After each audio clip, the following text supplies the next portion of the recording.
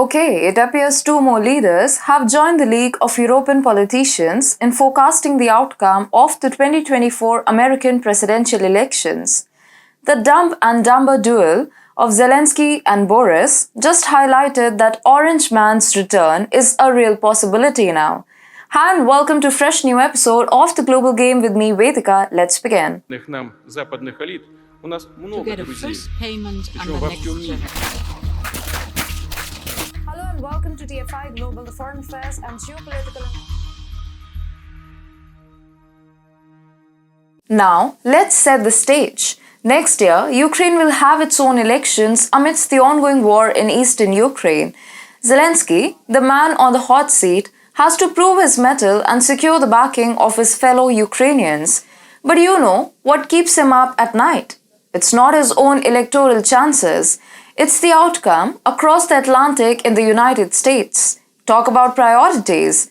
So here we are, 1 year away from the 2024 US presidential elections. The battle, as it stands, seems destined to be a rematch between the two vintages of American politics, Biden versus Trump.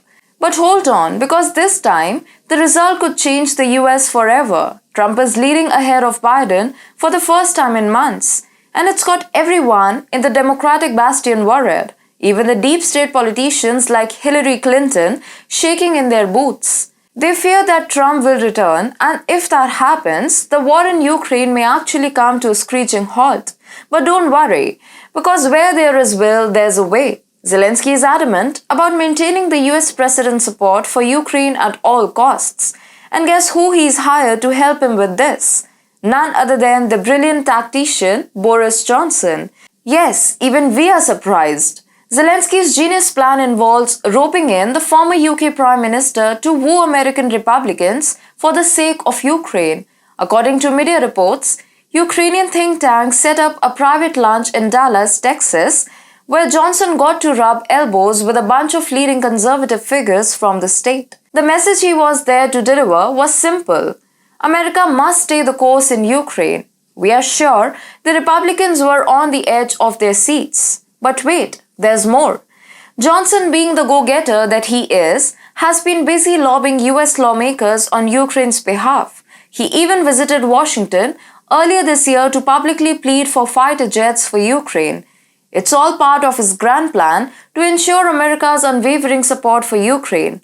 But right now, he visited Texas because Texas will be a key battleground in the 2024 Republican presidential primary. Trump, the man himself, held his first rally in the Lone Star State just a few months ago. And you know who else is vying for those Texan votes? None other than Ron DeSantis and Nikki Haley. So in this Texas-sized political arena, Johnson somehow believed he could reshape Republican policy on Ukraine. Now, this is no hidden fact. Boris Johnson is a conservative politician who conveniently switched sides with the liberal camp because of Joe Biden. And why wouldn't he? Biden gifted the UK with some really intriguing schemes like AUKUS, making the UK feel important in geopolitics once again. However, Johnson has proven time and again that he is not the sharpest tool in the shed when it comes to policy making. Despite this, Zelensky chose him to talk to Republicans who don't hold as much sway as Biden does. Now you may ask why, because these very same Republicans are eagerly endorsing Trump's comeback.